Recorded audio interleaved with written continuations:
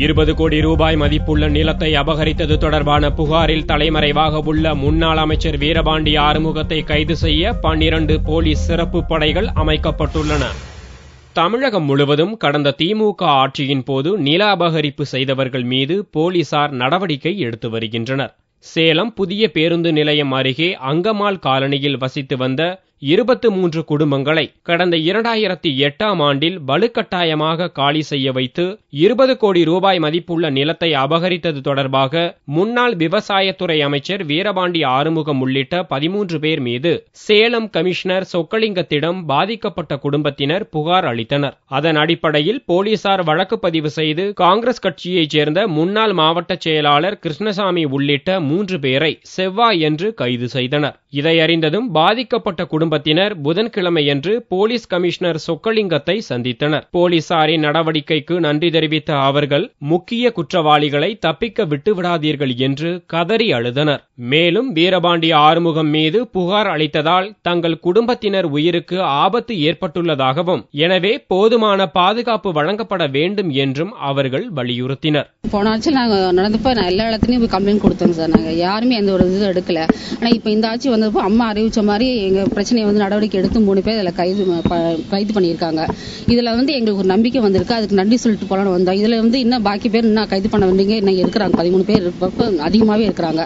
அவங்க எல்லாத்தையும் கைது பண்ணணும் அப்படின்னு சொல்லி அவங்ககிட்ட சொல்லிட்டு நன்றி சொல்றதுக்காக நாங்கள் இங்கே வந்திருக்கோம் சார். இது இந்த மாதிரி அக்யூஸ்டை வெளியே விட்டாக்க இன்னும் என்ன இந்த பாரப்பளை சூரிய சார் கொலை பண்ண மாதிரி கண்டிப்பாக டெய்லியும் அந்த மாதிரி கொலை டெய்லி உழுந்துட்டே இருக்கும். இந்த மாதிரி அக்யூஸ்ட் வெளியே இருந்தாங்கன்னா கண்டிப்பாக அதனால இவங்களை எல்லாத்தையுமே கைது பண்ணணும். தயவு செஞ்சு சொல்றேன். நாங்கள் பாதிக்கப்பட்டவங்க சார். அவங்கள வெளியே விட்டுறாதீங்க தயவு செஞ்சு. அவங்க எல்லாரும் அரெஸ்ட் பண்ணி இதெல்லாம் நாங்கள் நிறைய பேர் நாங்கள் பாதிப்பட்டு தெருவில் நிற்கிறோம். அதனால இந்த மாதிரி அக்யூஸ்டுமே தயவு செஞ்சு வெளியே விட்டுறாதீங்க. உள்ள உடனே அவங்களுக்கு தண்டனை கொடுங்க. முன்ஜாமீன் எடுத்து தப்பிக்கிறதுக்கு விட்டுறாதீங்க தயவு செஞ்சு சொல்றேன். இவ்வழக்கு குறித்து கமிஷனர் சொக்கலிங்கம் கூறுகையில், புகாரின் அடிப்படையில் தலைமறைவான வீரபாண்டி ஆறுமுகம், அவரது தம்பி மகன் சுரேஷ்குமார், மாநகராட்சி கவுன்சிலர் ஜிம் ராமு உள்ளிட்ட 10 பேரை போலீசார் தேடி வருவதாகவும் அவர்களை பிடிக்க 12 தனிப்படைகள் அமைக்கப்பட்டுள்ளதாகவும் புகார் கொடுத்தவர்களுக்கு பாதுகாப்பு வழங்கப்படும் என்றும் தெரிவித்தார். அடுத்து இதுல 13 பேர் குற்றவாளிகளா இருக்கிறாங்க. அவங்க எவ்வளவோ பாதிக்கப்பட்டிருக்காங்க. பொதுமக்கள் ஏறத்தாழ 23 குடும்பம் 26 குடும்பம் அதில் பாதிக்கப்பட்டிருக்க முழுக்க அவங்களுடைய நிலம் வீடோட சேர்த்து அபகரிக்கப்பட்டிருக்கு. அந்த வீடை கூட அடிச்சு நொறுக்கிட்டு அவங்க அபகரிச்சிருக்காங்க.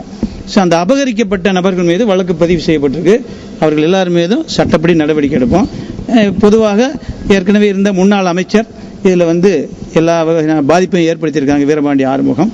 அதனால அவங்க மேலும் சரி மற்றவங்க மேலும் சரி யாராக இருந்தாலும் சட்டத்தின் முன் அனைவரும் சமம்.